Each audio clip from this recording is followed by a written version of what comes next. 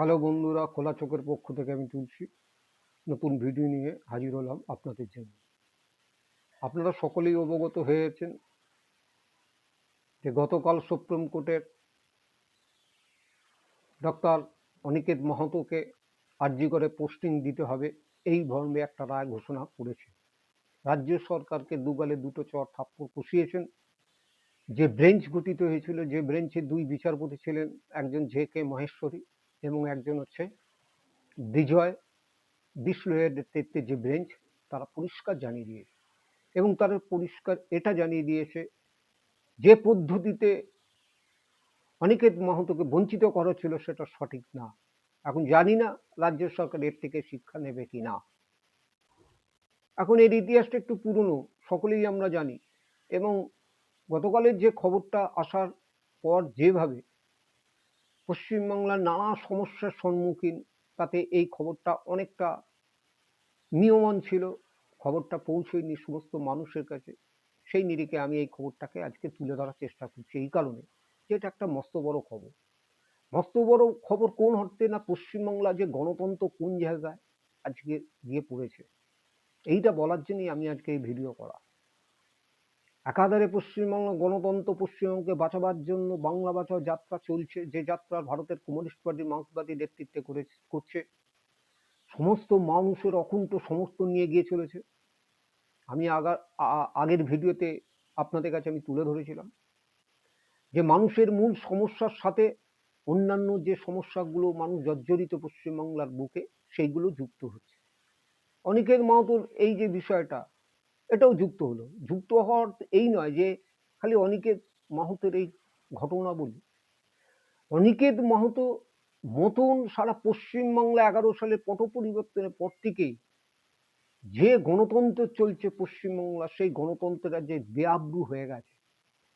কেন আমরা আমাদের এই ভিডিওগুলো করা মানুষের কাছে তুলে ধরার জন্য, আপনাদের কাছে তুলে ধরার জন্য যে অনিকেত মাহাতো, অনেকে বলে না রাজনীতি রাজনীতি, অনিকেত মাহাতো তো সেই সকল অর্থে বা কোট আনকোট অর্থে যে রাজনীতি বলতে আমরা যা বুঝি, যে একটা ব্যানার, একটা পতাকা বা মিছিল মিটিংয়ে হাঁটা প্রতিদিন প্রতিনিয়ত, সেরকম তো বিষয়টা ছিল না। ছিল কি যে এই সমাজ ব্যবস্থায় ঘুণ ধরা যে সমাজ ব্যবস্থা আমাদের এখন পশ্চিমবাংলার অবস্থায় আমরা আছি, যেখানে মানুষের বাক স্বাধীনতা আজকে বলতে আর কিছু নেই, কোনো সরকারের সমালোচনা কিছু করা যাবে না। এবং এই ঘটনার মধ্যে থেকেই বিশাল ঘটনা ঘটলো পশ্চিমবাংলায়, যে অভয়াকাণ্ড, যে অভয়াকাণ্ড পশ্চিমবাংলা তো বটেই এবং সারা ভারতবর্ষে তথা সারা বিশ্বে যে আন্দোলনকে মুখ দেখিয়েছিল, আলোড়ন তৈরি করেছিল, সেই আন্দোলনের পুরোধা ছিলেন অনিকেত মাহাতো। এবং শুধু অনিকেত মাহাতো একা না, অনিকেত মাহাতোর মতন হাজার হাজার সিনিয়র ডাক্তাররা ছিলেন, কিন্তু জুনিয়র ডাক্তারদের নেতৃত্বের মধ্যে এই অনিকেত মাহাতো এবং আশফাক উল্লাহ নাইয়া এবং দেবাশিস হালদার, এই তিনটে মূল উজ্জ্বলতম মুখ ছিল। আমরা দেখলাম কি মেধার ভিত্তিতে স্বাস্থ্য দপ্তর মেধার ভিত্তিতে যে যার পোস্টিং গুলোকে অ্যালোটেট হয়, বন্টন হয়, সেখানে সমস্ত সেই মেধার ভিত্তিতে অ্যালোকেট হলো, বন্টন হলো, ডাক্তাররা পেলেন পোস্টিং, কিন্তু শুধুমাত্র এই তিনজন ব্যক্তি, তিনজন ডাক্তার, তাদের দোষ ছিল কি? সরকারের চোখে দোষ হচ্ছে তোমরা আমার বিরুদ্ধে আন্দোলন করেছিলে, তোমরা আমাদের বিরুদ্ধে ন্যায় বিচার চেয়েছিলে। কিসের ন্যায় বিচার? না, যে ন্যায় বিচার অভয়াকাণ্ড, যে অভয়াকাণ্ড সারা বিশ্বকে পথ দেখিয়েছে, যে অভয়াকাণ্ড পশ্চিমবাংলার স্বাধীনতার পর এরকম অরাজনৈতিক যে আন্দোলন, সর্বস্তরের মানুষ, সমস্ত রং বিহীন, পতাকা বিহীন সমস্ত মানুষ এতে অংশগ্রহণ করেছে, ছোট থেকে বৃদ্ধ বিদ্যা থেকে সর্বস্তরে মানুষ, যে কোনো পেশার মানুষ, সেই মানুষ এই অংশগ্রহণ করেছিল। এমন নিকৃষ্টতম ঘটনা পশ্চিমবাংলার বুকে আর ঘটেনি। ঘটনাটা কি? না, একজন মেধা সম্পন্ন এমডি করা ছাত্রী অভয়া, সেই ডিউটিরত অবস্থায় তাকে নৃশংসভাবে বলাৎকার করে এবং তাকে খুন করা হয়, এবং সেই খুনের যে সাক্ষ্য প্রমাণ লোপাট করবার জন্য পরিবারকে পর্যন্ত অজ্ঞাতে রেখে সে দাহ করতে গেছিল। এরকম একটা ঘটনা এই তিনজন মুখ। এবং সর্বোপরি যে কথা না বললে নয়, যে এই আন্দোলনের প্রেক্ষাপটের আজকের এত বড় ফোকাস হতো না যদি না সেই সময় আপনার আমার সর্বস্তরের মানুষের একদম চোখের মনি আজকের সবাই বলছে যেটা, যে কমরেড মীনাক্ষী মুখার্জি এবং যুব ফেডারেশন নেতৃবৃন্দ থেকে আরম্ভ করে প্রথম সারি গণ আন্দোলনের নেতৃবৃন্দ যারা, তারা সেই সময় নিজেদের বুকের লড়াইকে সামনে রেখে কলিজার জোরকে শক্ত রেখে যদি গাড়ি না আটকাতো, তাহলে এত বড় ঘটনা আজকে যে পশ্চিমবাংলাকে নড়িয়ে দিয়েছিল, তাহলে সেইটা হয়তো আসতো না। সেই মীনাক্ষী মুখার্জি, কলতান এবং ধ্রুবজ্যোতি সাহা তাদের নেতৃত্বে যে তারা এই আন্দোলনকে যে পথ দেখিয়েছিল, তার মধ্যেও এই অনিকেত মাহাতো, আশফাক উল্লাহ নাইয়া এবং দেবাশিস হালদার মুখ্য ভূমিকা পালন করেছে।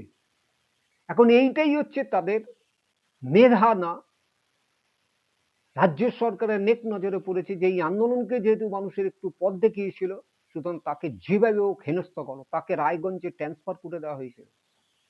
এবং আপনারা সকলেই জানেন যে 24শে সেপ্টেম্বর কলকাতার হাইকোর্টের বিচারপতি বিশ্বজিৎ বসুর নেতৃত্বে যে রায় ঘোষণা হয়েছিল যে না, তোমরা যেভাবে রায়গঞ্জে পোস্টিং করে পাঠিয়েছিল এটা অন্যায়, এবং পর্যবেক্ষণও বলেছিল যে তাকে 1 সপ্তাহের মধ্যে তাকে আরজি করে ট্রান্সফার করতে হবে, আরজি করে পোস্টিং দিতে হবে।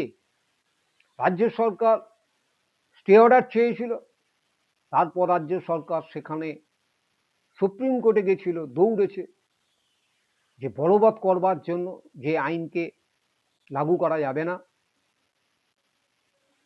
আমাদের প্রশ্ন এইটাই যে এই জায়গায় একটা সরকার কতটা স্বৈরতান্ত্রিক হলে, কতটা গণতন্ত্রহীনতায় ভুগলে গণতন্ত্রকে পিষে মারতে এদের বিন্দুমাত্র হাত কাঁপে না, আজকে প্রতি পদে পদে প্রমাণ হচ্ছে।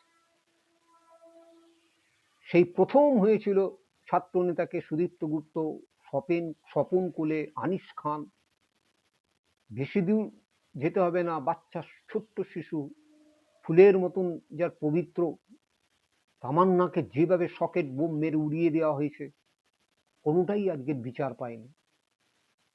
আজকে সন্দেশখালী মা বোনেরা বিচার পায়নি, আজকে কামনুনু মায়েরা বিচার পায়নি, আজকে বরুণ বিশ্বাস বিচার পায়নি।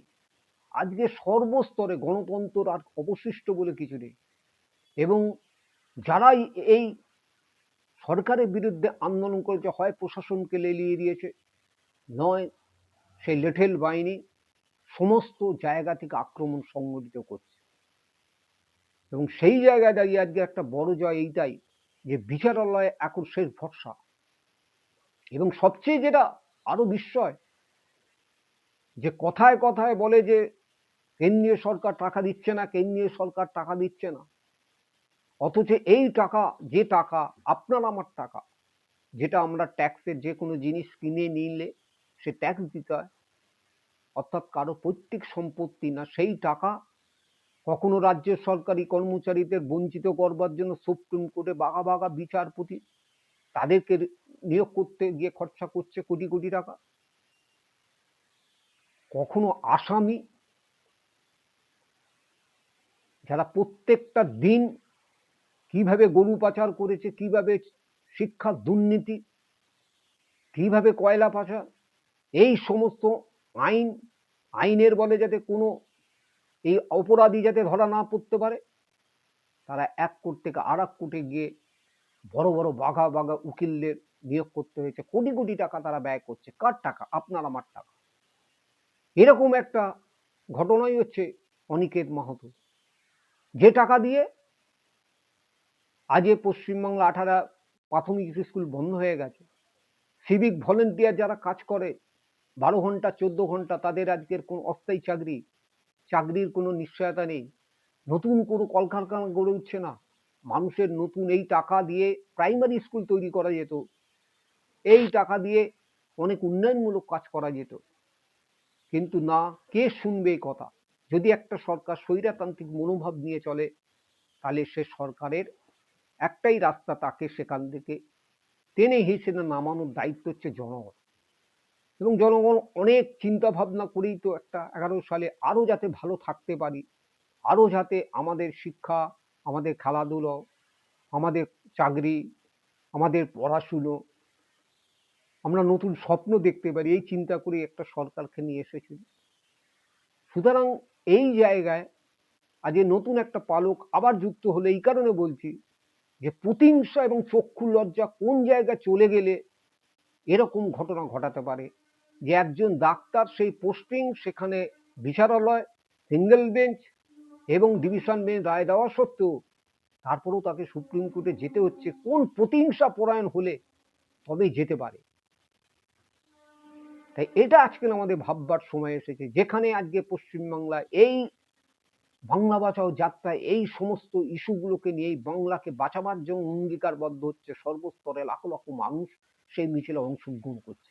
সেই মিছিলে তারা রণধ্বনি তুলছেন যে না, আমরা চাই না, আমরা নতুন করে পশ্চিমবাংলাকে আজকের গড়ে তুলতে চাই।